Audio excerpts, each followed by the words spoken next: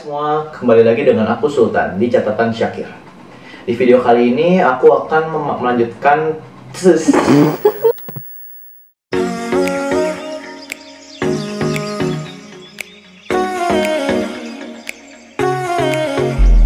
Hai semua, kembali lagi dengan aku Sultan di catatan Syakir.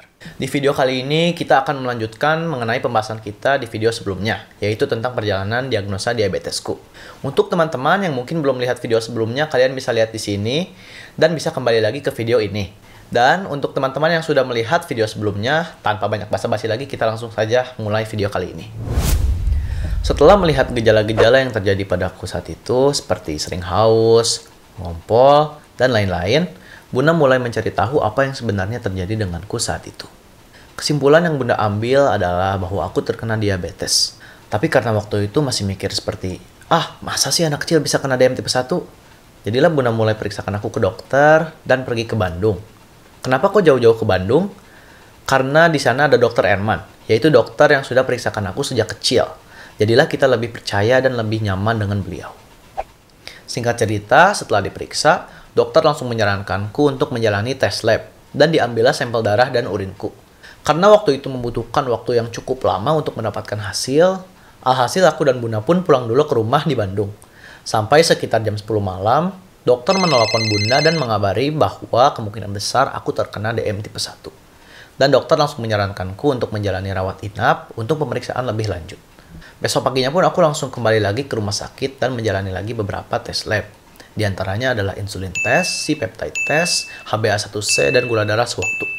Sebenarnya aku gak tahu seberapa detail mengenai tes-tes ini, tapi sejauh yang aku tahu, C-peptide test dan insulin test dilaksanakan untuk mengetahui jumlah insulin yang ada di dalam tubuhku dan juga jumlah insulin yang dapat diproduksi di dalam tubuhku. Inti dari semua hasil labku mengindikasikan bahwa aku terkena DM tipe 1. Nah, tapi di sini aku mau sharing mengenai hasil gula darahku dan juga hasil HbA1c ku. Pada saat pertama kali didiagnosa, hasil gula darah sementara aku menunjukkanku kepada angka 709. Tinggi banget kan? Tapi karena waktu itu aku dan Bunda masih awam mengenai angka tersebut, kita kaget, tapi juga bingung. Emang kenapa sih kalau gula darahnya segitu? Sedangkan Dokter Erman terlihat kaget melihat angka tersebut. Nah, aku juga mau sedikit sharing di sini untuk teman-teman yang mungkin belum tahu. Kadar gula darah yang baik untuk orang-orang normal atau orang yang non-diabetes, yaitu ketika diambil di waktu yang random, bisa kurang dari 200. Sedangkan ketika diambil di waktu 2 jam setelah makan, bisa kurang dari 140. Kebayangkan, gimana coba dokter gak kaget ketika melihat angka tersebut? Bisa jadi 3-4 kali lipat dibandingkan dengan kadar gula darah yang normal. Pada saat itu, kita masih belum tahu betul mengenai dampak yang dihasilkan dari kadar gula darah yang super tinggi. Emang kenapa sih kalau gula darahnya tinggi?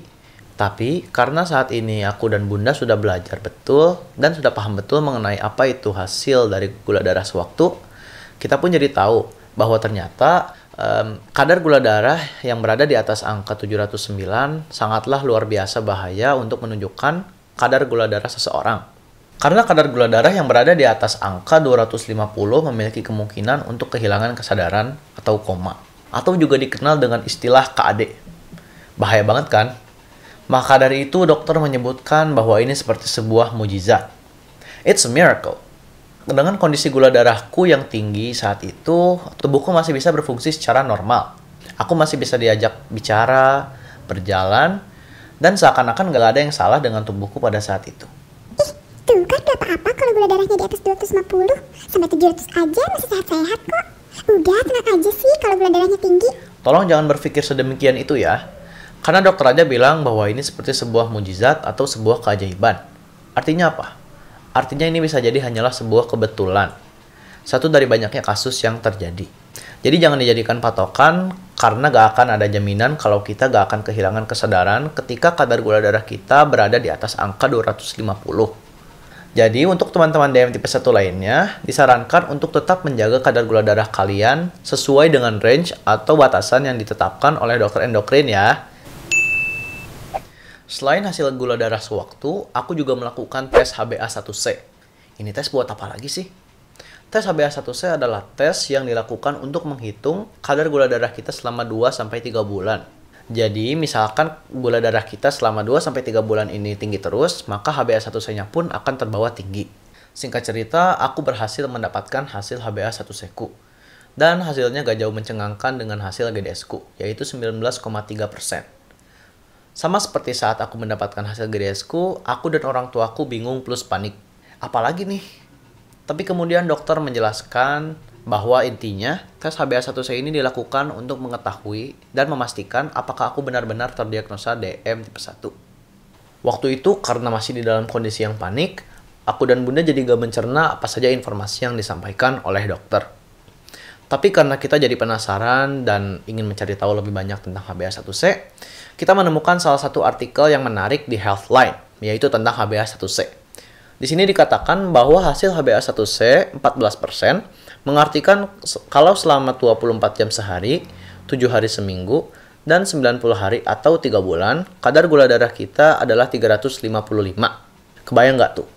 Gimana kalau hasil HbA1c-nya 19,3%? Pasti hasil gula darah sewaktunya juga lebih tinggi dibandingkan dengan 14% itu ya.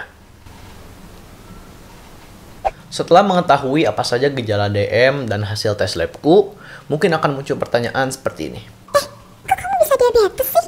Kan masih kecil. Oke, jadi DM tipe 1 ini sering sekali terjadi dan ditemukan pada orang-orang di bawah usia 40 tahun. Bisa jadi anak-anak atau remaja. Sedangkan yang lebih awam kita ketahui adalah DM tipe 2, yang biasanya lebih sering menyerang atau sering ditemukan pada orang-orang di atas usia 40 tahun. Misalnya opa atau oma. Kenapa kok bisa ada dua kelompok? Banyak faktornya, salah satunya adalah penyebab dari DM itu tersendiri. Penyebab yang terjadi padaku dan teman-teman DM tipe 1 lainnya adalah autoimun, yaitu kondisi di mana sistem kekebalan tubuh secara keliru menyerang tubuh kita. Dalam kasus DM tipe 1 ini yang diserang adalah beta sel pankreas, yang tugasnya untuk menghasilkan insulin. Alhasil kita jadi gak bisa mengubah karbohidrat menjadi sumber energi utama bagi tubuh. Penjelasan ini aku dapat dari ahli medis yang telah banyak membantuku belajar untuk lebih mengenal dan berdamai dengan DM. Jika kalian ingin tahu lebih jelasnya, kalian bisa coba konsultasi sama dokter, coba baca-baca, atau mungkin kalian bisa cek link video tentang penjelasan penyebab DM tipe 1 di description box, karena bukan kapasitasku untuk menjelaskannya di video kali ini. Untuk menutup video ini, aku ingin mengucapkan terima kasih banyak untuk kedua orang tuaku, dokter, dan juga tim medis lainnya yang sudah merawatku saat itu. Aku merasa bersyukur dan merasa beruntung karena aku bisa didiagnosa dalam keadaan sepenuhnya sadar. Meskipun waktu itu orang tuaku belum tahu banyak tentang diabetes mellitus yang bisa terjadi pada anak dan apa saja gejalanya, tapi aku yakin bahwa orang tuaku sudah melakukan yang terbaik untukku. Dan aku juga sangat yakin kalau aku menjadi pelajaran yang sangat berharga untuk kedua orang tuaku. Karena kalau aku lihat sekarang tidak hanya aku saja, tapi adik-adikku, kakakku, dan juga orang tuaku sekarang lebih menghargai kesehatan dengan cara menjaga pola hidup dan lebih peka dengan kondisi tubuh. Semoga dari sepenggal ceritaku ini di My Diagnosis Story, semuanya bisa menjadi lebih aware dengan gejala-gejala diabetes mellitus ini. Sehingga kedepannya gak ada lagi yang namanya terlambat sampai ke rumah sakit, atau bahkan baru dapat penanganan ketika kondisinya sudah kritis. Aku Sultan. Sampai jumpa di catatan Syakir berikutnya.